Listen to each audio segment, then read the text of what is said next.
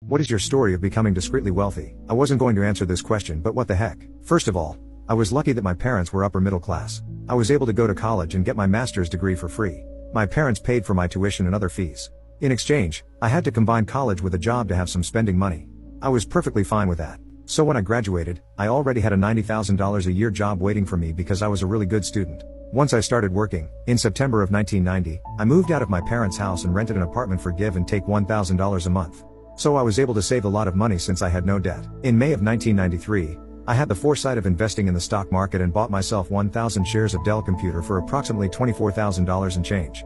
I just knew that was a winning ticket. Fast forward to 1998, I was married by that time, had 2 little girls, and Dell Computer had split 5 times and my 1,000 shares from back in 1993 were now 32,000 shares. In early 1999 I decided to sell my shares for $3.2 million.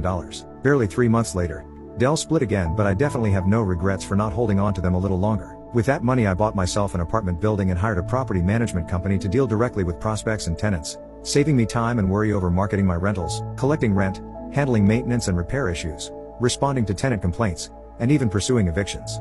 I also put a down payment in a house I still live in today. I still work for the same company I started with back in 1990, and never bought a fancy car, watch, boat or whatever. But we always lived the good life, took many fun trips with the kids, and bought them the best of the best. Furthermore, after cashing out, I hired a fiduciary financial planner to handle my finances. He has really delivered for us because we're more than financially independent and can afford to let our kids go to college and pay their bills, just like my parents did back when I was in school. My oldest daughter graduated this year and my 3 other kids are in college as we speak.